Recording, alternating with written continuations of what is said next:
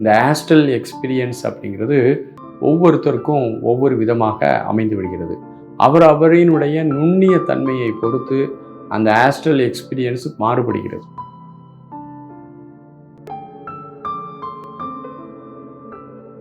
அனைவருக்கும் அன்பான வணக்கங்கள். நாம் காணக்கூடிய இந்த பிரபஞ்சம் மிகவும் விந்தையிலும் விந்தையாக இருக்கக்கூடிய ஒன்று. நம்முடைய யூகத்தினுடைய தன்மையும் காட்டில் மிகப்பெரியது இந்த பிரபஞ்சம். அந்த பிரபஞ்சமானது பேரறிவும் பேராற்றலும் முழுமையுமானது என்ற பல செய்திகளை நம்ம பல காணொளிகளில் பேசியிருக்கோம். உண்மையிலேயே இந்த பிரபஞ்சத்தில் பல பரிமாணங்கள் இருக்கின்றன. நம்ம இருக்கக்கூடிய இந்த பரிமாணமானது ஒரு ஃப்ரீக்குவன்சியில் அமைக்கப்பட்டிருக்கிறது. இந்த ஃப்ரீக்குவன்சிலேருந்து வேற ஒரு ஃப்ரீக்குவன்சியை நம்ம உணரும் போது வேற்று பரிமாணத்தை உணர்கிறோம். அந்த பரிமாணங்கள் தான் இன்றைக்கி நிறைய போகிறோம். 2D 3D 5D 6D 7Dன்னு போயிட்டு இருக்காங்க. வேறு டைமென்ஷனில் நம்முடைய அனுபவங்கள் வேறு விதமாக இருக்கிறது. இதே ஒரு மனிதன் தன்னுடைய தூக்கத்துக்கு போகும்போது அது வேறு ஒரு பரிமாணமான ஒரு தன்மையை உணர்றான். இந்த விழிப்பு இருக்கான். இப்போ விழிப்பில் ஒரு பரிமாணத்தில் இருக்கிறான்.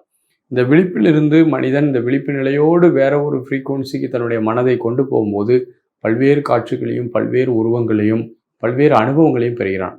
இந்த ஆஸ்ட்ரல் எக்ஸ்பீரியன்ஸ் அப்படிங்கிறது ஒவ்வொருத்தருக்கும் ஒவ்வொரு விதமாக அமைந்து விடுகிறது.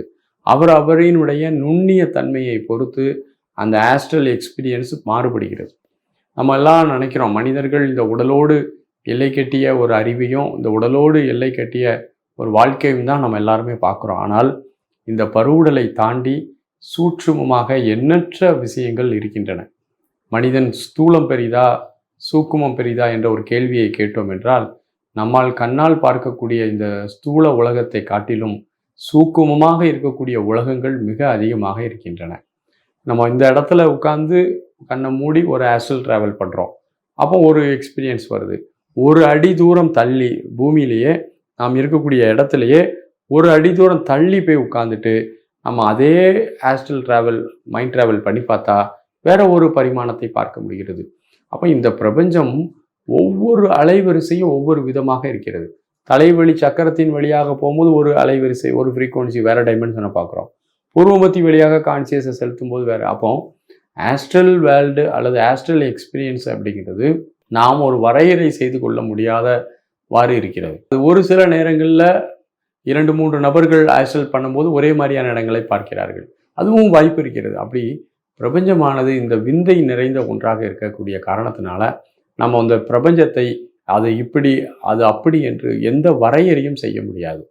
நல்ல ஆரோக்கியமான இருக்கக்கூடிய மனிதன் நோய்வாய்ப்படுவதும் எல்லா விதமான தவறுகளும் உடலை கெடுக்கக்கூடிய வேலைகளும் செய்யக்கூடிய மனிதர்கள் ஆரோக்கியமாக இருக்கிறதையும் இன்னைக்கு நம்ம கண்கூடாக பார்க்குறோம். இவருக்கு இந்த நோய் வந்துருச்சா இல்லது இவருக்கு இந்த பிரச்சனை வந்துட்டா அப்படின்லாம் கேட்க முடியாது. யாரும் எந்த வரையறையும் செய்ய முடியாது.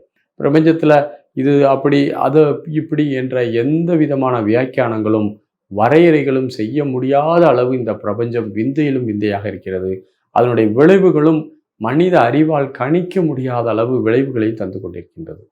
ஆகவே இந்த பிரபஞ்சம் பல்வேறு பரிமாணங்களை கொண்டது என்ற முதல் கருத்தை நாம் நல்லா தெளிவாக புரிஞ்சுக்கணும். இரண்டாவது, இந்த பல்வேறு பரிமாணங்களையும் பார்க்க வேண்டும் என்றால் நம்மிடம் விசேஷமான நுண்திறன் பெற்றிருக்க வேண்டும். மூன்றாவது, இந்த நுண்திறனை நாம் பெற வேண்டும் என்றால் யோக பயிற்சிகளை சரியான முறையில் கற்றுக்கொண்டிருக்க வேண்டும். சக்கரங்களை குறித்து அறிந்திருக்க வேண்டும். நான்காவது, அந்த நுண்கலைகளை படித்தால் மட்டும் போதாது, செய்தால் மட்டும் போதாது, அதை இம்ப்ளிமெண்டேஷன் பண்ணுறதுக்கான சரியான வழிமுறைகளையும் தெரிஞ்சிருக்கணும். இது போன்ற கருத்துக்களை எல்லாம் நல்ல தெளிவான முறையில் ஒருவர் பயிற்சி எடுத்துக்கொள்ளும் போது, தீவிரமான யோக பயிற்சிகளை மேற்கொள்ளும் போது கண்டிப்பாக இந்த பிரபஞ்சத்தின் பல்வேறு பரிமாணங்களையும் ஆஸ்ட்ரல் எக்ஸ்பீரியன்ஸையும் பெற முடியும். அந்த ஆஸ்ட்ரல் எக்ஸ்பீரியன்ஸ் என்பது மிக பிரம்மாண்டமான ஒன்று. அதை குறித்து நம்ம மற்றவர்களிடம் கலந்து உரையாடக்கூட முடியாது. ஏனென்றால் நம்ம சொல்கிறது அவங்களுக்கு கதையாக தெரியும். நம்ம ஆஸ்ட்ரல் எக்ஸ்பீரியன்ஸை பற்றி ஒரு ஆள்கிட்ட ஷேர் பண்ணுறோம்னு வச்சுங்களேன், மிகப்பெரிய ஒரு கதையாக தெரியும். ஓகே, இப்படி பண்ணுறாங்க அப்படி நம்ம ஏதோ கற்பனை பண்ணுறான், இவன் வந்து விசுவலைஸ் பண்ணுறான் அப்படிம்பாங்க. பட் ஆஸ்ட்ரல் எக்ஸ்பீரியன்ஸ் செல்ஃபாக ஏற்படும் போது தான் மனிதனுக்கு அந்த ஒரு அனுபவம் வரும். ஆஸ்ட்ரல் பாடி வந்து இந்த உடலோடும் மூளையோடும் தொடர்புடையதாக இருக்கிறது. இந்த உடல்லேருந்தும் பிரித்து எடுத்து கொண்டு போய் ஆஸ்ட்ரல் ஃபீல்டுக்கு நம்ம ட்ராவல் பண்ண முடியும். அப்படி ட்ராவல் பண்ணும்போது நம்ம பல்வேறு பரிமாணங்களையும் பல்வேறு உலகங்களையும் நம்ம பூமி போன்ற பல்வேறு உயிர்கள் வாழக்கூடிய உலகங்களையும் நம்ம என்ன செய்ய முடியும், பார்க்க முடியும். ஆகவே ஆஸ்ட்ரல் எக்ஸ்பீரியன்ஸ் என்பது ஒருத்தருக்கு ஒருத்தர் கண்டிப்பாக மாறுபட்டதாகத்தான் இருக்கும். வாழ்த்துகள். நன்றி. வணக்கம்.